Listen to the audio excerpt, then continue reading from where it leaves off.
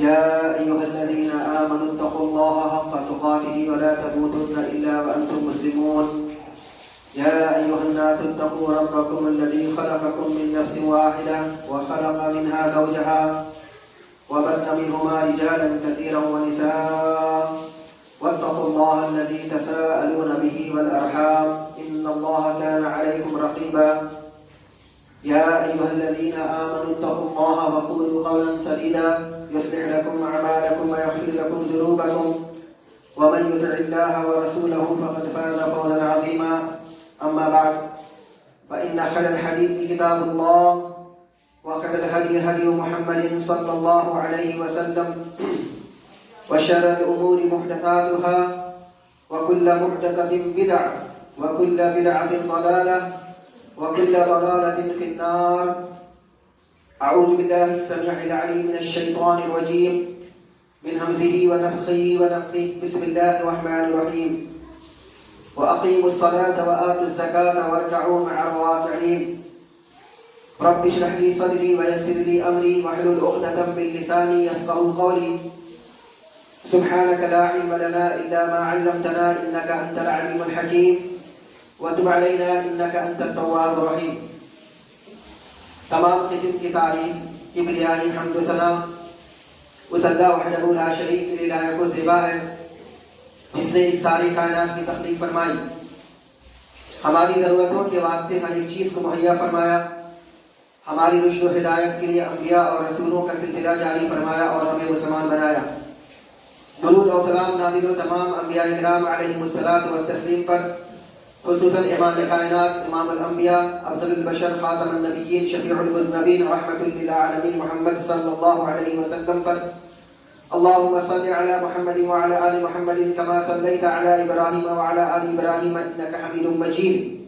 اللهم بارك على محمد وعلى آل محمد كما باركت على إبراهيم وعلى آل إبراهيم إنك حميد مجيد. معزز حاضرین جمعہ، عزیز بچوں، خطبہ مسنونہ کے بعد سورہ بقرہ سورہ نمبر 2 آیت نمبر 43 کی تلاوت آپ کے سامنے کی گئی۔ انشاءاللہ اسی آیت کریمہ کی روشنی میں کچھ باتیں آپ کے سامنے رکھنی ہیں۔ اللہ رب العزت سے دعا ہے کہ اللہ تعالی ہمیں حق کہنے، حق سننے، حق سمجھنے اور حق باتوں پر عمل کرنے کی توفیق عنایت فرمائے، آمین۔ آیت کریمہ کا ترجمہ سماعت کر لیجیے۔ اللہ رب العزت نے سورہ بقرہ سورہ نمبر 2 آیت نمبر 43 میں ارشاد فرمایا، وَأَقِيمُوا الصَّلَاةَ وَآتُوا الزَّكَاةَ، نماز قائم کرو، زکوٰۃ ادا کرو، وَارْكَعُوا مَعَ الرَّاكِعِينَ، اور رکوع کرنے والوں کے ساتھ میں رکوع کرو۔ اس آیت کریمہ کا مفہوم کیا ہے؟ اس کے سلسلے میں اکثر مفسرین یہ کہتے ہیں کہ یہاں پہ اللہ سبحانہ و تعالی نے جو بنیادی باتوں کا حکم دیا وہ یہ کہ وَارْكَعُوا مَعَ الرَّاكِعِينَ، رکوع کرنے والوں کے ساتھ میں رکوع کرو۔ فضل الشیخ لقمان سلفی رحمہ اللہ، ان کی ایک تفسیر ہے تیسیر الرحمان، انہوں نے اس آیت کریمہ کی روشنی میں یہ کہا ہے کہ اکثر اہل علم کے نزدیک یہاں مراد ہے باجماعت نماز کو قائم کرنا۔ وَارْكَعُوا مَعَ الرَّاكِعِينَ یعنی رکوع کرنے والوں کے ساتھ میں رکوع کرو کا مطلب یہ ہے کہ جماعت کے ساتھ نماز پڑھنے والوں کے ساتھ میں آپ بھی جماعت کے ساتھ نماز پڑھیں۔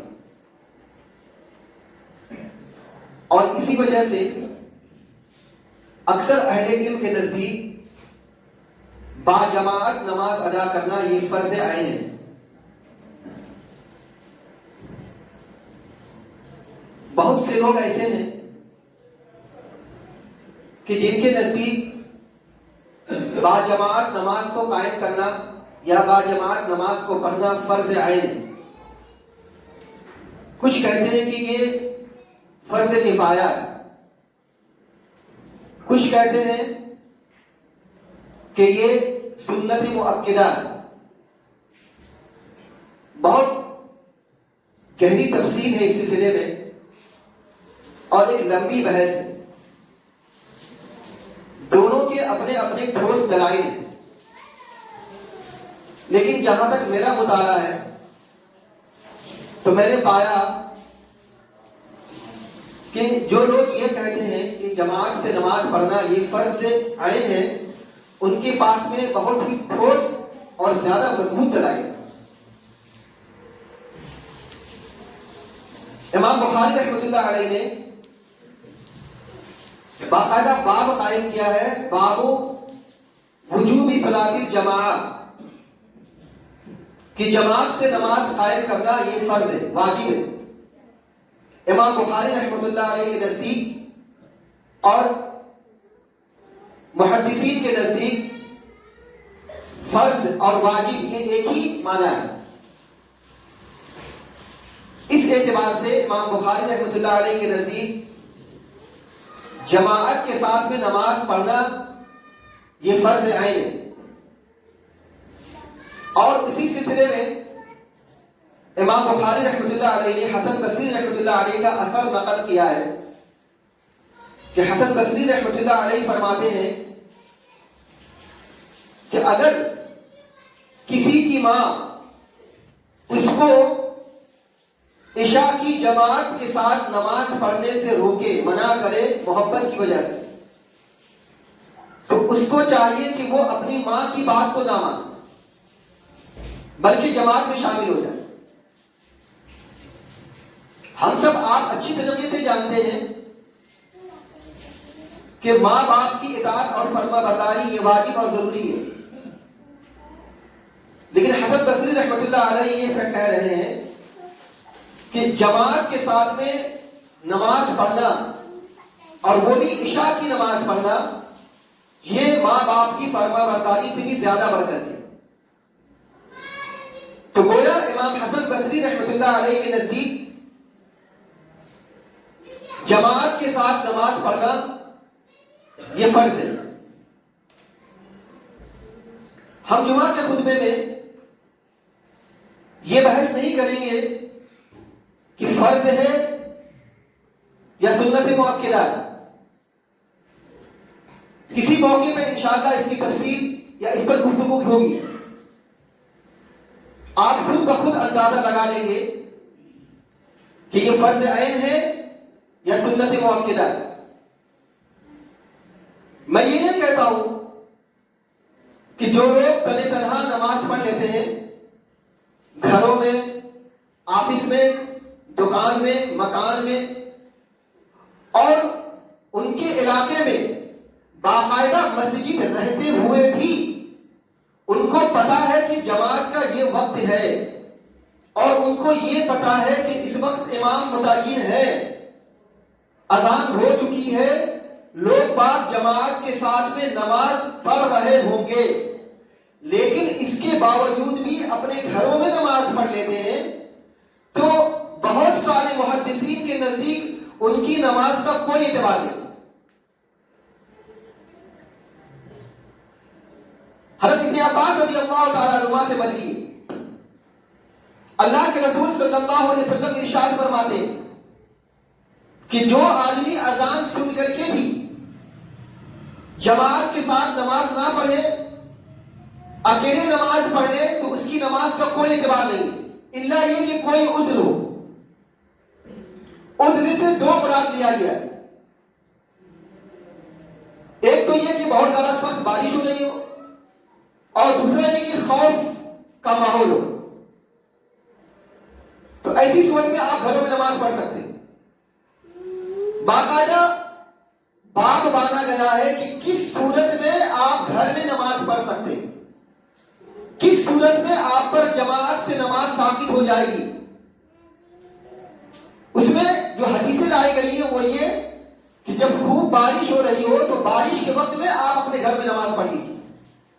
بارش کے وقت میں جماعت کے ساتھ میں حاضر ہونا ضروری نہیں. ہم یہ نہیں کہتے کہ جو آدمی تنے تنہا نماز پڑھ لیتا ہے اس کی نماز نہیں ہوتی. حالانکہ اس حدیث کو ابو داؤد اللہ علیہ نے ابن ماجہ میں اور امام دارقطنی رحمۃ اللہ علیہ نے نقل کیا اور یہ حدیث صحیح ہے. اب اس حدیث کے اعتبار سے اپنی نماز کا اندازہ نہیں کیجیے. لیکن ہم اچھا گمان رکھتے ہیں, اللہ رب العالمین سے اچھی امید لگاتے ہیں کہ جو آدمی تن تنہا نماز پڑھ لیتا ہے بغیر کسی عذر کے, اس کی نماز تو ہو جائے. لیکن وہ آدمی کتنے بڑے بڑے ثواب سے محروم ہو جاتا ہے, کتنے بڑی بڑی نعمتوں اور بڑی بڑی فضیلتوں سے محروم ہو جاتا ہے جو آدمی تن تنہا نماز پڑھتا. ہم آج کے خطبے میں انشاءاللہ اسی بات کا جائزہ لیں گے. وہ جو اللہ رب العالمین نے فرمایا نا زمانے کی قسم کھا کر کے والعصر ان الانسان لفی خسر, قسم ہے زمانے کی کہ انسان گھاٹے میں, انسان خسارے میں, انسان نقصان میں. تو آپ دیکھ لیجئے کہ جو لوگ جماعت کے ساتھ میں نماز کو چھوڑ کر کے اپنے گھروں میں نماز قائم کرتے ہیں وہ کتنے بڑے خسارے میں مبتلا ہے.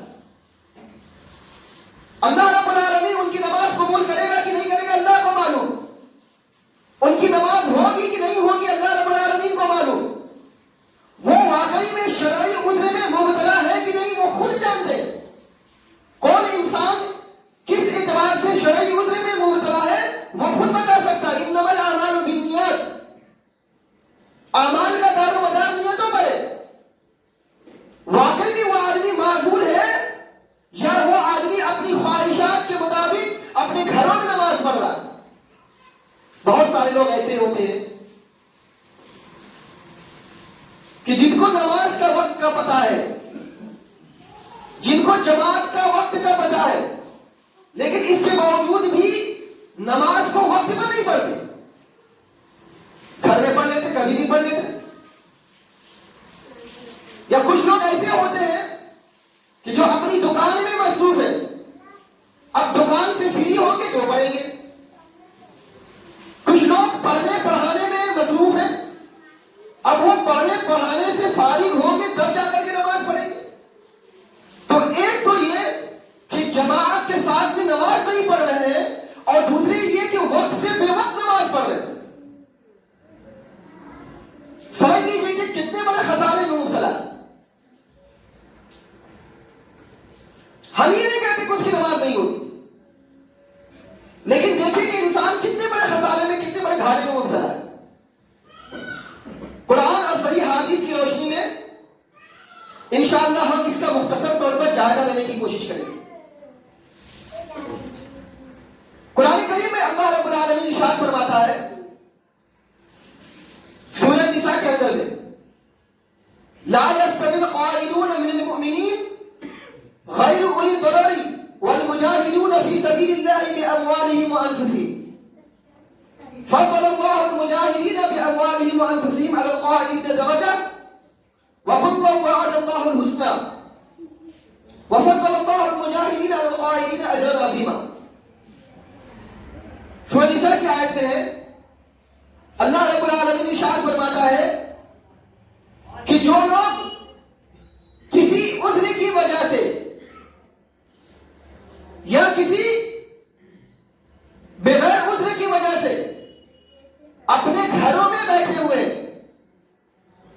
اور وہ آدمی جو اپنی جان اور اپنے مال کے ساتھ میں اللہ کے راستے میں جہاد کر رہا ہے, کیا دونوں برابر ہو سکتے؟ یعنی وہ آدمی جو جماعت کے ساتھ میں نماز پڑھ رہا ہے اور وہ آدمی جو اپنی خواہشات کے مطابق اپنے اپنے گھروں میں نماز پڑھ رہے ہیں, تو کیا دونوں برابر ہو سکتے ہیں؟ اللہ یہ فرماتا ہے فضل اللہ المجاہدین باموالہم وانفسہم علی القائدین درجہ. اللہ رب العالمین نے ان مجاہدین کو جو اپنی جان اور اپنے اموال کے ساتھ میں اللہ کے راستے میں جہاد کرتے ہیں, اللہ نے ان کو فضیلت دی ہے, اللہ نے ان کو مرتبہ عنایت فرمایا. اس کا مطلب یہ ہے کہ جو آدمی جماعت کے ساتھ نماز پڑھتا ہے اللہ سبحانہ و تعالیٰ نے ان کو فضیلت عطا کی.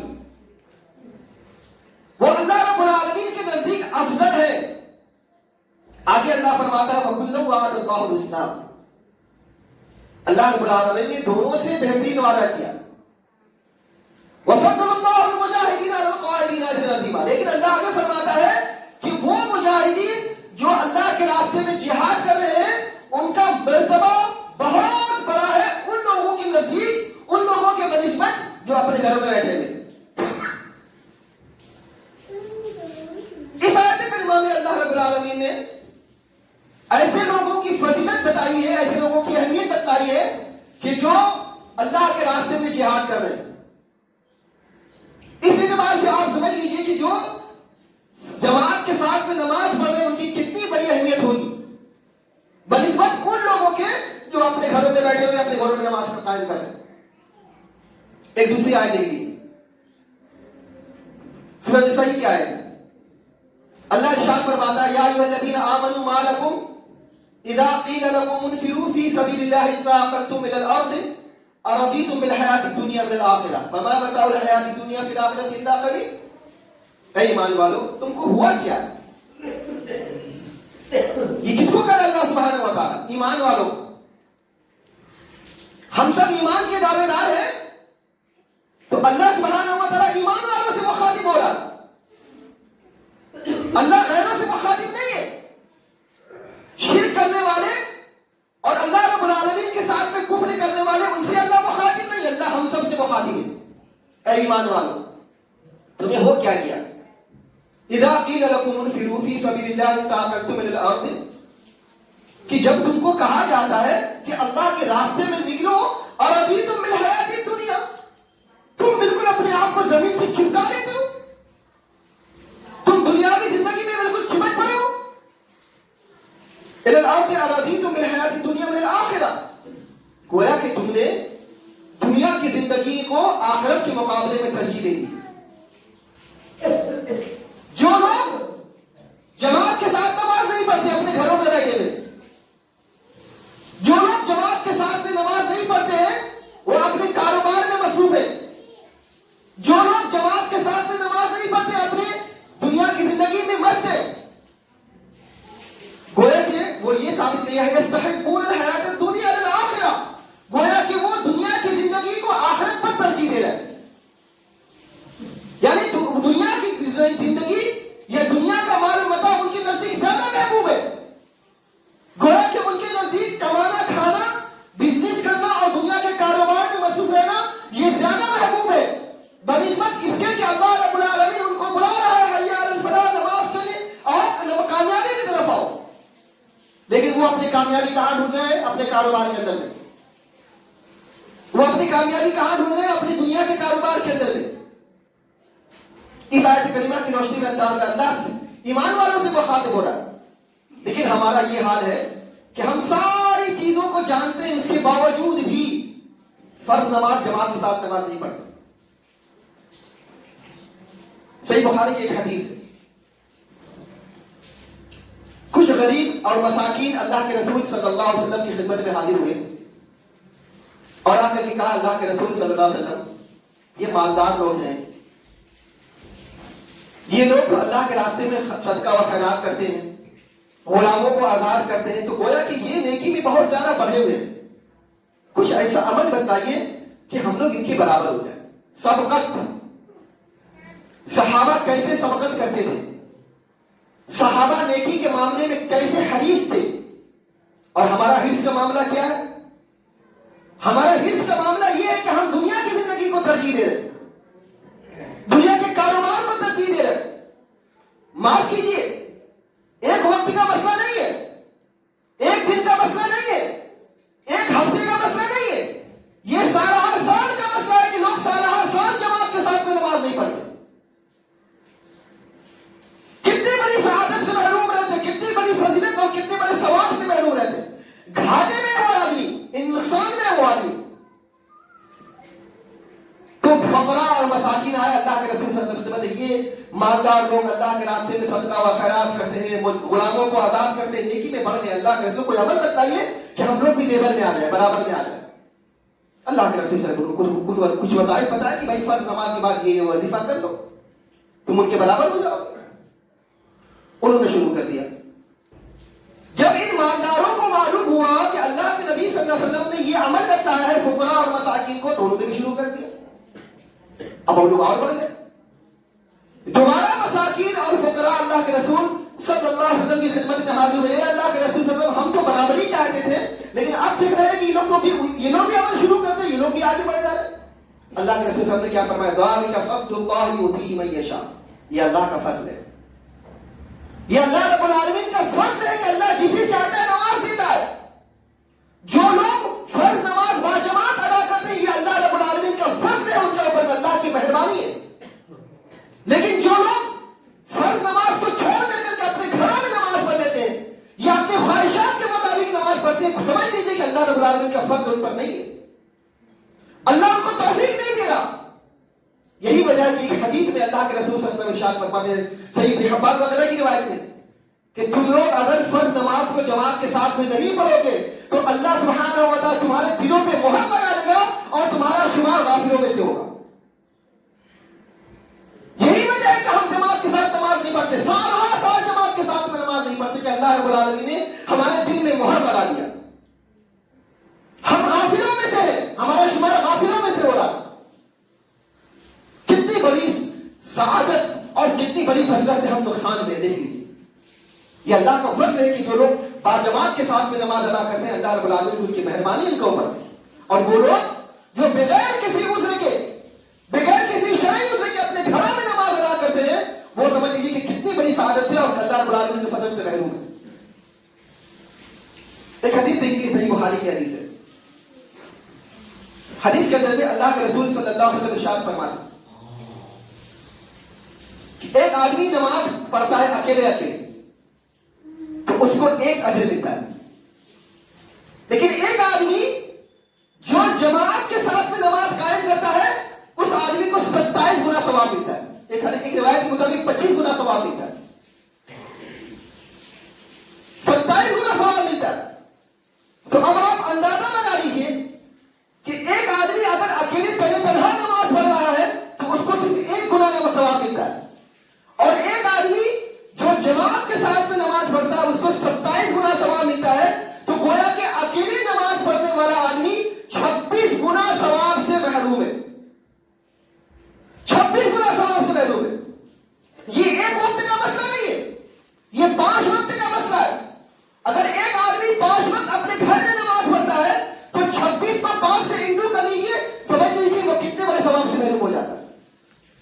اور یہی عمل ان کا ہفتے کا رہا، مہینے کا رہا، سال کا رہا، تو سمجھ لیجیے کہ وہاں کتنے پیچھے اور کتنے دور ہے اللہ رب العالمین کی فضیلتوں سے، جو اللہ رب العالمین نے باجماعت نماز قائم کرنے والوں پر عنایت کی۔ 27 گنا، اور کہا 1 گنا۔ اسی طریقے سے صحیح بخاری کی ایک حدیث ہے،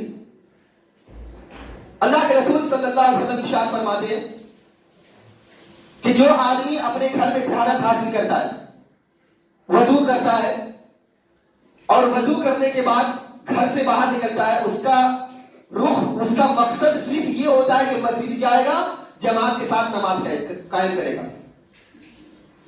اللہ کے رسول صلی اللہ علیہ وسلم ارشاد فرماتا ہے، ایک قدم اٹھاتا ہے، ایک درجہ اس کا بلند کر دیا جاتا ہے، دوسرا قدم اٹھاتا ہے، دوسرا درجہ اس کا بلند کر دیا جاتا ہے۔ اور آگے اللہ کے نبی صلی اللہ علیہ وسلم ارشاد فرماتے ہیں کہ ایک قدم اٹھاتا ہے تو ایک قدم کے بدلے میں اس کے گناہ معاف کر دیے جاتے ہیں، دوسرا قدم اٹھاتا ہے تو دوسرا گناہ اس کا معاف کر دیا جاتا ہے۔ اس طریقے سے جتنے زیادہ اس کے قدم ہوتے ہیں اتنا زیادہ اس کا درجہ بلند ہوتا ہے، اور جس قدر وہ قدم کو اٹھاتا ہے مسجد کے لیے، اسی قدر اس کا گناہ کو معاف کر دیا جاتا ہے۔ اب اس حدیث کی روشنی میں ذرا الٹا اس کو لے لیجیے، مخالف و مفہوم کو لے لیجیے۔ جو شخص نماز اپنے گھروں میں پڑھ لیتا ہے اپنی خواہش کے مطابق، ہو سکتا ہے ان کے بعد میں کوئی عذر ہو، اپنے قدم کو مسجد کے لیے نہیں اٹھاتا، تو کیا اس کا درجہ بلند ہوگا؟ وہ ایک درجہ اوپر اٹھنے سے محروم ہے۔ وہ آدمی جو مسجد آ رہا ہے اس کا ایک قدم کے بدلے میں ایک گناہ معاف ہو جا رہا ہے، لیکن وہ آدمی جو اپنے گھروں میں نماز پڑھ رہا ہے وہ ایک قدم کے بدلے میں ایک گناہ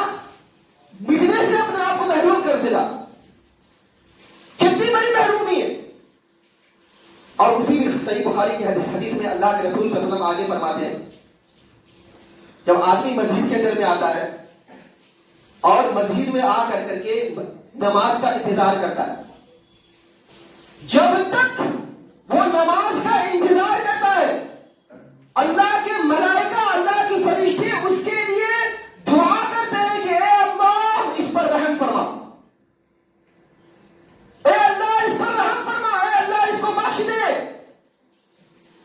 جب تک وہ آدمی نماز کا انتظار میں رہتا ہے، نماز ہی میں شامل ہوتا ہے، یہاں تک کہ نماز سے فارغ ہو کر کے اپنے گھر چلا جاتا ہے۔ مسجد کے آنے تک اور مسجد سے نماز پڑھنے کے بعد اپنے گھروں میں جانے تک وہ نماز کی حالت میں رہتا ہے، مسلسل ہر قدم کے بدلے میں اس کے درجات کو بلند کر دیا جاتا ہے، اس کے ایک گناہ کو معاف کر دیا جاتا ہے اور وہ فرشتوں کی دعائیں لیتا رہتا ہے۔ اب اس حدیث کی روشنی میں جو اپنے اپنے گھروں میں نماز پڑھ لیتے ہیں تو اب آپ اندازہ لگا لیجیے کہ وہ فرشتوں کی دعاؤں سے محروم ہے، فرشتوں کی دعاؤں سے محروم ہے۔ تو ہماری یہ محرومی ہے۔ اور بھی بہت ساری حدیثیں ہیں، انشاءاللہ جمعہ کے اگلے خطبے میں آپ کے سامنے میں بیان کیا جائے گا کہ ہم ثواب کے اعتبار سے، فضیلت کے اعتبار سے کس قدر محروم ہیں۔ جو آدمی بغیر کسی شرعی عذر کے اپنے اپنے گھروں کے اندر میں نماز قائم کر لیتے، اپنی دکان میں نماز قائم کر لیتے، تو اب وہ اندازہ لگا لیجئے کہ وہ کتنی بڑے سعادت سے اور کتنی بڑی فضیلت سے محروم ہے۔ اکثر مفسرین کے نزدیک اس بات یہ بات بھی ہے، محدثین کے نزدیک، کہ جو آدمی جماعت کے ساتھ میں نماز نہیں پڑھتا اس کی نماز کا کوئی اعتبار نہیں۔ انشاءاللہ جمعہ کے اگلے خطبے میں اور بھی بہت ساری باتیں آپ کے سامنے میں آئیں گی۔ ہمارا معاملہ تو یہ ہے کہ ہم جماعت کے ساتھ میں نماز کو ترجیح نہیں دیتے۔ ہم یہ نہیں سوچتے کہ نماز ہو رہی ہوگی، ہمارے بھائی نماز کو قائم کر رہے ہوں گے، جماعت کے ساتھ میں نماز پڑھ رہے ہوں گے۔ اس کے علاوہ اللہ کے رسول صلی اللہ علیہ وسلم نے باقاعدہ جو پہلی صف میں شامل ہوتے ہیں ان کے لیے کیا دعائیں فرمائیں، اور اسی طریقے سے جو لوگ امام کے ساتھ میں، جماعت کے ساتھ میں نماز قائم کرتے ہیں ان کی کیا اہمیت ہے اور کیا فضیلت ہے، اور وہ لوگ جو اپنے گھروں میں نماز کو پڑھ لیتے ہیں وہ لوگ اللہ سبحانہ و تعالیٰ کی کتنی بڑی رحمتوں اور فضیلتوں سے اپنے آپ کو محروم کرتے ہیں۔ انشاءاللہ جمعہ کے اگلے خطبے میں اس کا بیان آئے گا۔ لیکن اس قدر جو بھی باتیں آپ کو بتلائی گئی آپ سب کو پتا ہے، اچھے طریقے سے پتا ہے کہ جماعت کے ساتھ نماز پڑھنا یہ 27 گنا ثواب ہے، سب کو پتا، سب جانتے، لیکن اس کے باوجود بھی سب کچھ پیچھے پھیر کر کے اپنے خواہشات کو آگے رکھتے، سب چیز جاننے کے باوجود بھی اپنے اپنے وقت میں اپنے اپنے گھروں میں نماز پڑھنے تھی۔ اس کا مطلب یہ کہ اللہ سبحانہ و تعالیٰ کی جو ثواب ہے اس سے آپ کو کوئی دلچسپی نہیں۔ یہ کہا جاتا ہے کہ کیا ہماری نماز نہیں ہو گئی؟ آپ بتائیے کیا ہماری نماز ہوئی کہ نہیں ہو گئی؟ بالکل آپ کی نماز ہو گئی، لیکن آپ اندازہ لگا لیجیے کہ آپ نے کتنے بڑے سعادت سے، کتنی بڑی فضیلت سے اپنے آپ کو محروم کیا۔ جائیے جناب آگے بڑھیے، الحمدللہ ہم نے نماز پڑھ لیا ہے، ہماری نماز ہو گئی ہے، اتنا تو طے ہے کہ ہماری نماز ہو گئی۔ اب آپ جائیے کسی اور کو، جو لوگ دعوت تبلیغ کی بات کرتے، جو لوگ دوسروں کو اللہ رب العالمین کی طرف بلانے کی بات کرتے، وہ لوگ فرض نماز کے اندر میں شامل نہیں ہوتے۔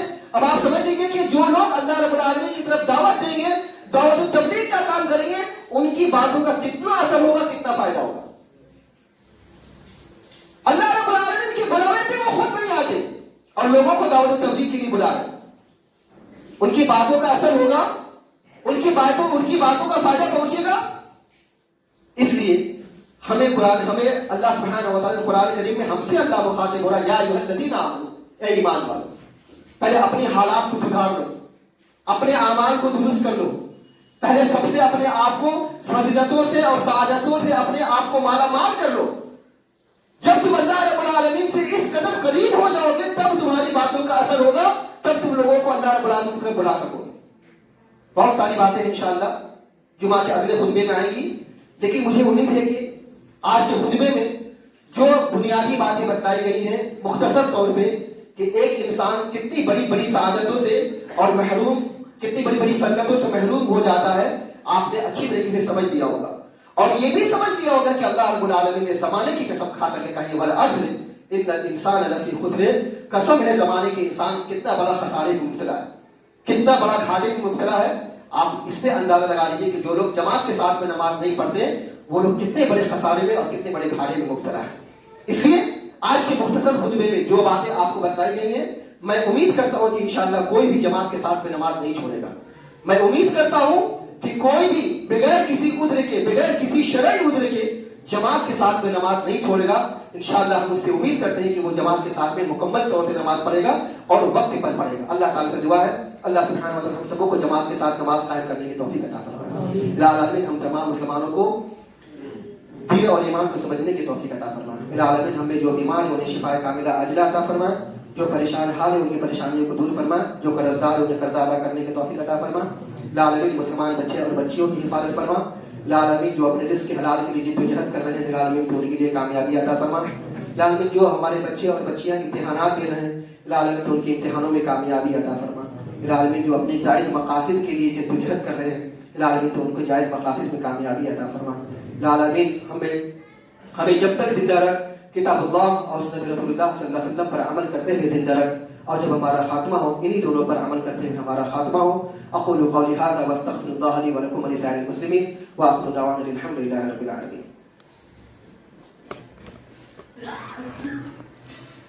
ان الحمد للہ